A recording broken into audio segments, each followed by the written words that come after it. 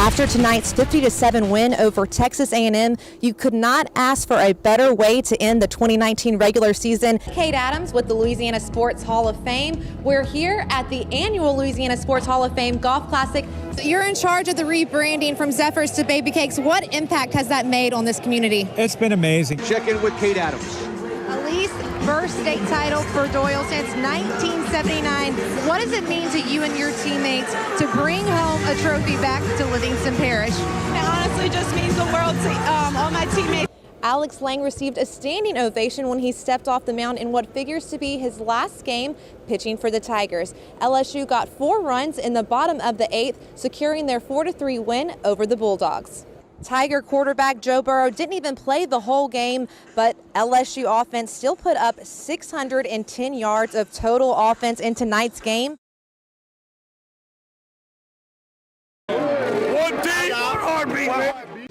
LSU is 3-0 under interim head coach Ed Orgeron and has won each of those games by double digits. However, the Tigers will face number 1 Alabama in Death Valley this weekend and hope to put an end to their 5-game losing streak against the Tide. That's why you come to LSU. It's why you come to coach LSU. We understand the rivalry. I understand it. Our team understands it. We understand the importance of this football game, but it's game 4 of our new season. And that's the way we're going to treat it. We want to prepare against, Alabama the same way we would prepare for any other team. And so as long as we kind of stick to our guns and play our best game, it's going to be a tough fight, but I think we have what it takes. We have a good team. We have good players. I'm at a good school. We have a great coaching staff. And we're playing at home. We're playing the best stadium in the world to play, so all those things are an advantage. Alabama's defense is ranked number 2 in the SEC, and last year the Tide's defense held LSU's star running back Leonard Fournette to just 31 yards. He's such a dominant player, and he expects to go out there and put on a performance every time he gets, and I don't think he put on the one he wanted to last year, so I'm sure he's looking forward to the opportunity to get another chance at him. Bama's defense does a great job of taking advantage of your mistakes, and that's the biggest thing this week is we can't afford to have those mistakes like that because that'll give them an advantage. So we need to clean up our offense. We've got to play a perfect game. I think you have to play at extremely high level, mistake-free football, and execute your game plan. But you don't have to, do anything special or play outside ourselves or anything like that. We just have to be confident with what we're doing and go out there and try and execute. With Alabama, obviously with all the success they've had, their team you have to respect. And we're going to certainly go into the game with full respect for them. But, we're going to play our game, and we're going to go out there and have fun and do what we can do to win the game. For WAFB 9 Sports, I'm Kate Adams. They say football is a game of inches, and Sunday was just that. New Orleans got held up at the goal line and was forced to kick 4 field goals. But it was the Saints defense that had the big stop on Seattle's final drive to secure their win 25-20. I like being on this winning side of it. I like the defense showing resiliency to have this stop, to not let them in the end zone. You get into these situations where you find a way to win, and it does. And the next time you're in that situation, you have a different confidence and a different feeling in your gut when you walk on the field. This is, the first time this year with this team where, it came down to a final play on the goal line, stop. And they did it, man. There's a confidence boost there. There's, when this situation arises in the future, it's, hey, we've been there. We know how to handle this. We know the emotions of it. We know how to, we know how to conquer this. Up against a physical Seattle defense, the Saints offense remained balanced with 35 rushes and 35 passes. There's not a weak link in that defense, period. So you just know you're going to have to earn every yard. And every third down is crucial to keep the chains moving so that you have the opportunity to get points. Breeze had 27 completions and a total of 265 yards and 1 touchdown. New Orleans gained 123 yards on the ground, with 102 of those yards by running back Tim Hightower, who is the first Saint this season to rush for 100. The big thing about what we did today was when things didn't go well early, we stuck to it. We stuck to the game plan. They gave us some tough looks, running the football, but we stuck to it. And we kind of just stayed patient and took what they gave us, and in the fourth quarter kept ourselves in a position to win the game. For WAFB 9 Sports, I'm Kate Adams.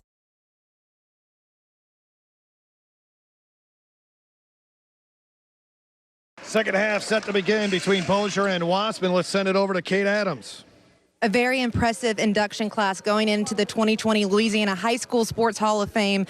Some of those inductees include Brock Berlin, Doug Williams, David Toms, Rusty Staub, Billy Cannon, Bobby Joe Douglas. That's just a few of those guys, and that event will be held on Friday, April 24th at LaBerge Casino and Hotel in Baton Rouge. So go get your tickets at lhsaa.org, guys. Fairview is 8 minutes away from its 12th state championship. Let's send it over to Kate Adams. Hathaway head coach Young said one of the best lessons she ever learned from Coach Jinks was toughness mentality, but also to never give up and never back down. And in a back and forth game like today, I don't think either one of these teams are giving up or backing down. So let's see what happens here in the remainder of the game, guys. Good evening, I'm Kate Adams, and for most of us, a pretty chilly and miserable evening here in Baton Rouge. But for fans of Beth Torina's LSU softball Tigers, it was the chance to finally raise the curtain on the 2020 season with the opener against Central Arkansas. The women of LSU football led by Lois Stuckey throwing out the first ceremonial pitch. Tigers head coach Beth Torina wanted to make sure these ladies were properly recognized. LSU fell behind 1-0 in the first inning, but would rally. Bottom of the second, Amanda Doyle smacks a double down the right field line to score a pitch to runner Akaya Times. Then in the third, it's sophomore Georgia Clark with her first career home run, a screaming line drive over the center field wall. Watch this right here, and this crowd definitely likes that sitting in that chilly weather. LSU led 3-1 and would go on to win 3-2 as Shelby Sunseri pitches a complete game. LSU back on the diamond tomorrow night at 6 o'clock when the 11th ranked Tigers take on number 13 Oklahoma State to start the Tiger Classic. Former Lady Tigers basketball star John Kinney in the more comfortable confines of a St. Michael's gym tonight, leading her alma mater. The Lady Warriors are up against a Lee Magnet team that's outscored Broadmoor and Bel Air 91-14 and 60-4 in the last 2 weeks. They were up 33-23 at the half, but broke it up in the third quarter. Diamond Hunter laying off a steal. She had 35 points with 5 minutes to play in the fourth quarter. Then it's Avonia Hatch knocking down the corner three. 42-29, Lady Patriots lead. Still in the third, watch Anaya Lagarde with the ball in transition around the back, Euro step and finish. Pretty impressive. Lee Magnet goes on to win it 81-59.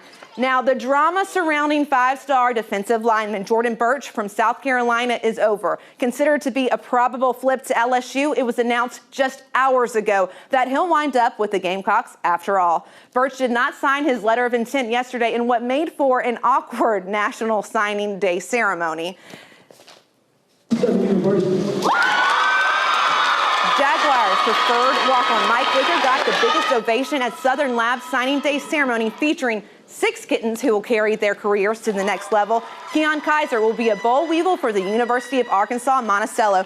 Perhaps the biggest news, though, came from big play receiver Reginald Johnson, who was once committed to the Houston Cougars, now headed to the Cajuns of UL Lafayette, presumably to catch passes from Levi Lewis of Scotlandville.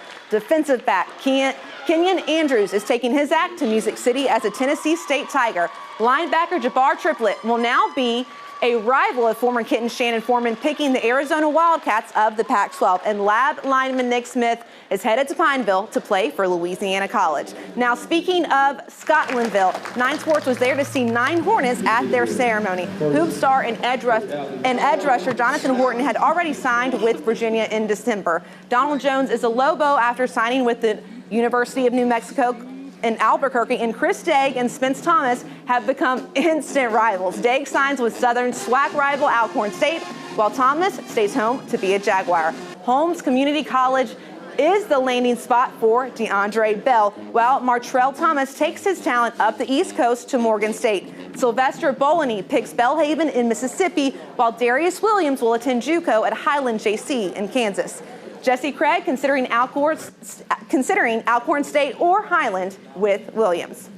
3-star Amy defensive back Darren Branch has been committed to Ole Miss since November, but flipped to Georgia Wednesday. The 6'2", 180-pound corner choosing the Dogs over the Rebels and Miami. Warriors running back Corey McKnight accounted for 80 touchdowns and more than 3,000 rushing yards in his career. He's headed to Hutchinson Community College in Kansas, the same school Saints running back Alvin Kamara attended for 1 season. Kevin Bickman is a strong safety and linebacker, but he won't be going to too far from home, signing with Southeastern to play for head coach Frank Selfo. And we'll end things with the LSU Tigers. And on the LSU campus with 4-star defensive tackle Jaquelin Roy, who celebrated joining the national champs for the cameras after signing his letter of intent back in December. 3-star offensive guard Rashad Green also signed with Tulane, and offensive lineman Solomon Miles signing for Scott Community College. Stay right here. I'm Kate Adams.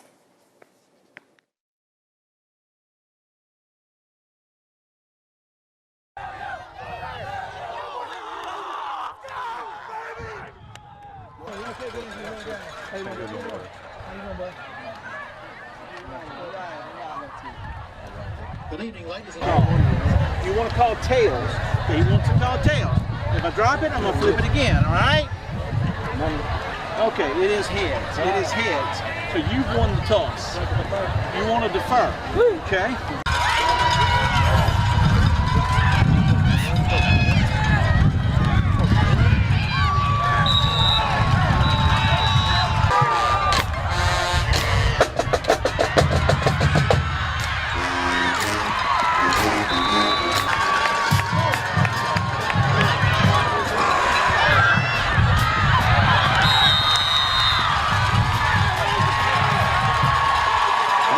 Looks for Reed.